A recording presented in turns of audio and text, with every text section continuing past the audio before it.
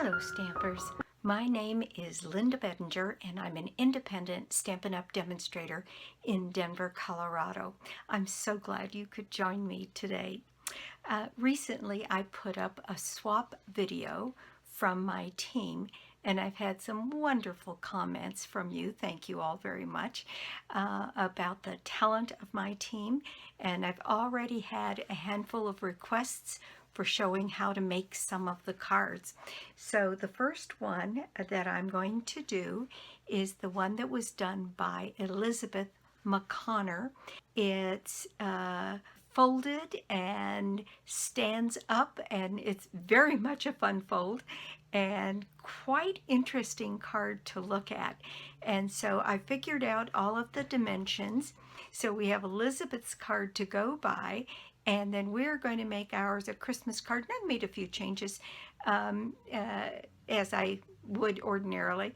And so let's just get started. So here is Elizabeth's card. Isn't that fun? And it sits like this, and it has a message here on the inside, and then she also put a message on the back. So what does it take to make this card? You need a piece of paper that is 4 inches by 10 inches. Then we need a piece of paper, and this is take 2 for me. So I have realized that I was talking away and my camera wasn't actually turned on. So I've done just a tiny bit. So this centerpiece that's here, the outside piece is 2 5/8 inches square, so 2 5/8 by 2 5/8, and then the white piece in the center is 2 1/2 inches square, and you need 2. So you'll see on mine, I've decided to make mine a Christmas card, and I am using Whimsical Trees. So Whimsical Trees is the stamp set, and I'm using Wishing You Christmas Cheer and Magical Moments That Last All Year, and then I'm using this stamp that says Joy. And there you see I've got my stamp on the bottom here, and then I have cut from the Whimsy and Wonder Designer Series paper, the paper that looks like this, and I have cut 2 Christmas trees that are going to go on the top of my card instead of the butterfly like Elizabeth used. But those are the stamps that I'm using, and it does have dies, Christmas tree dies. So that is those pieces. And then I decided to put decoration on all 4 panels on the front and back, and one of them I'm going to leave blank so that I can add my sentiment. So I used this paper from that same suite of paper, Whimsy and Wonder, with the packages, and I thought with the Christmas tree that would be good. Now, for the 4 panels, or 2 if you're only going to do 2, you need these squares. So I have a piece of basic white that is 1 7/8 inches square. And for the way I'm going to do the card, you need 4. Then I have 1 3/4 inch square for my matting for the inside, and you need 4 of those. And then you need 3 pieces of Designer Series paper that is 1 5/8 inches square, and that will mat on the front for my decorations on my card. So those are the pieces that you need. And then, you know me, I can't go without some sparkle, so I'll be using some rhinestones. And I used Memento ink for the black sentiment, and on the back I stamped the Joy in mint macaron, which is the ink color that I used to match my paper. So that is what I did. Now what I'm going to do is show you how to score this paper for the folding. So the first thing we're going to do is take our trimmer. I'm going to move that card a bit out of the way so I can put this here so you can see exactly what I'm doing. And I am going to set this piece. Now this is all in measurements, as it turns out, of 1 and 2 inches. So while it looks complicated, it's really not. We're going to set this piece of paper that is 4 inches by 10 at the 2-inch mark, which will be right down the middle, and make sure that is set there. And we're going to score this piece at 2 inches. So I've got a score line going all the way down the middle of the card. Then I'm going to turn my card this direction, and I'm going to score this end at 2 inches. And then I'm going to turn it around, and I'm going to score this end at 2 inches. And there we've got all of our scoring done. Oh, not all of it, but we've got a start on it. Okay, the next thing we're going to do is take a ruler, and from this score line, I'm going to fold those a little bit so you can see where they are. For this score line, what I'm going to do is I'm going to make a tick mark at the top of my paper. This panel in the middle is exactly 6 inches long. So once again, at 2-inch intervals, I'm going to make a tick mark. So I've got a tick mark at 2 inches, and I've got a tick mark at 4 inches on the top. And then I've got those same tick marks at 2 inches and at 4 inches along the bottom. Then I'm going to go along the score line from this fold here in along that score line, and I'm going to mark off 1 inch, and I'm going to put my tick mark in there, and then I'm going to come across on this side and do the same thing, and I'm going to mark off 1 inch. So I've got in 2 inches, in 1 inch, in 2 inches. And what we're going to do is score from this tick mark to this tick mark, and from this tick mark to this on both sides. So how you do that is you take your trimmer and you put your tick marks in the channel where you can see them. Now, it doesn't matter whether you have, if you have a Stampin' Up! Trimmer, that's pretty easy. And actually, from this 1 inch line down to the bottom of this score line sets you up perfectly. And then we're going to start our scoring at this fold line and go back up towards the top of the card and put a score line in there. And then we're going to come back down here and set this up again. And if you set it up from this to this end, you should be in exactly the right place to do your scoring.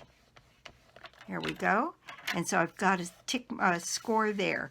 Now we're going to put those same score lines on the other side. So I'm going to go from that tick mark and put this fold line in, which should line up perfectly for what I need to score. And then we're going to set that up again from this end to this, right here, and that should set us up right where we need to be, and it does, it's perfect. And so now I have all of my score lines made. So the next thing I'm going to do is erase my tick marks. And I'll show you how easy this is to manage. Let me get my trimmer out of the way. And so the first thing we're going to do is grab a bone folder and burnish our score lines. The first one we're going to do is the 1.5, and you just make sure that everything lines up here. And then we burnish this score line right there. Then next we'll burnish these ones on the side, 2 inches and 2 inches. And then what we're going to do is take these two here, and I know it's sided backwards for the way you should score, but I'm going to start that fold there and start this fold here, start this one down here, and start this one here. And then I am going to start to fold in these corners like this and pull this together, and there we've got our piece scored so that it stands like this, and it does cross over in the front, which is just fine, but that is the scoring of this piece. And so there it is, just like that. So in 2 inches, in 1 inch, in 2 inches, 2 inches all the way across, 2 inches from this side and 2 inches from this side. And there we've got our piece all ready to go. And then you can re-burnish those score lines with your bone folder. And I would encourage that, that we sort of get those where we can and reach inside and get them burnished so our piece lays as flat as possible. I know it looks complicated, but it's really not. I mean, if you can do 1 inches and 2 inches, you're in good shape. So there we go. We've got our piece all ready to go, and it stands nicely. All right, I've got my piece already done. So let me add my Christmas trees that I cut to this piece. Now, I wanted to show you, this is a standard size envelope. And let me get Elizabeth's card. So this fits inside a standard sized A2 envelope. And you can see here that if I scoot it down to the bottom, you can afford to go up past this tick point here by maybe 1/4 of an inch, and it would still fit neatly in your envelope. And so you want to be careful not to go very much beyond that. So I'm kind of wanting my Christmas trees here. There's one, and then I've fussy cut out a second one. And I thought that those Christmas trees would be kind of fun there. And you can see that once we put that in place, that will still be fine on our card. And what's going to show on the back is this little bit of the back side of the paper. So I'm going to use my silicone mat, and I am going to put some seal on all but the tip of my Christmas tree and put that into place right along here so that it is not sticking up very much more than the point of my card. And let's see, I probably have a little bit of glue that I went over there, so I'm going to remove that. If you don't have a gum eraser, this is something that's an essential piece of equipment as far as I'm concerned, because glue residue can really screw up your cards. And having something that can easily take off that glue without damaging your paper is worth its weight in gold. All right, so next we're going to go ahead and add some seal to the back of this tree. And this one I'm going to set right here and maybe make it go a little closer to the middle. And there we've got our 2 trees, and I don't think I've got any glue, but just to make sure. All right, So that is my decoration for the inside of my card. Now then, when I put this on, what I want to have happen is I want the 2 points of my diagonal here to match along the back side of this. And so I know I don't want my glue on the back of this to go past that point. So I'm just going to put a little tick mark down here that is well inside that spot, and know that I don't want glue to go beyond that point. So there we go. Add my glue to the back of my project, and then line this up so that it's centered on this fold line, and the points are on the score line here. So that looks centered to me, and that is put in place. And now when I fold my card, my trees are what show, and it easily fits into my envelope.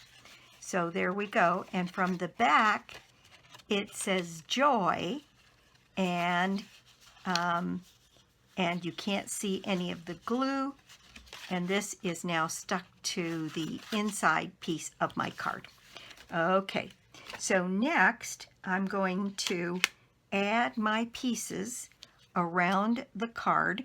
So I want to pick the 2 that I want to have on the front here. So looking at my designer series paper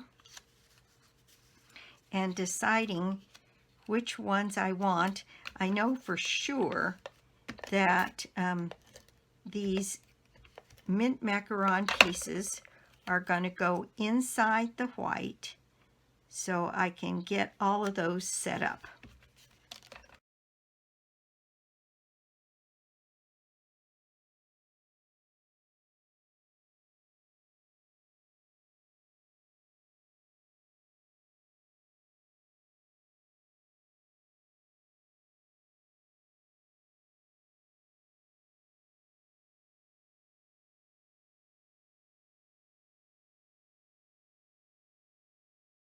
All right, so then it's a matter of picking which ones go on where. And as I do that, I'm going to place these right on these squares and get them put in place.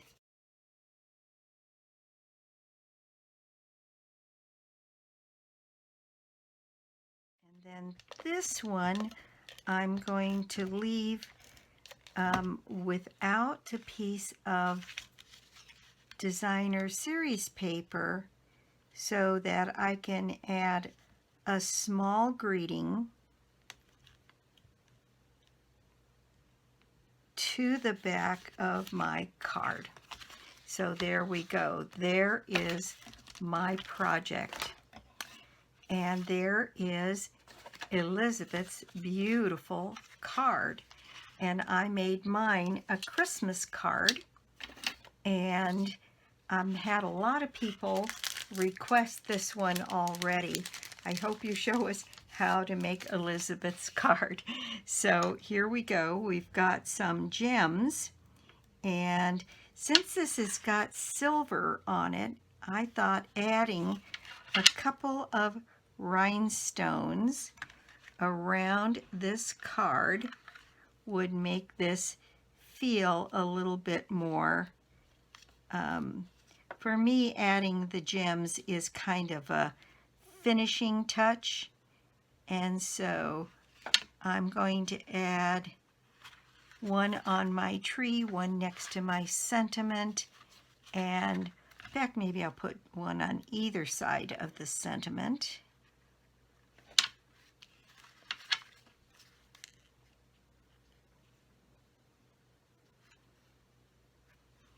Trying to line that up with the other one. There we go. And then I'm going to set one in the center of the packages on each of these panels on the front.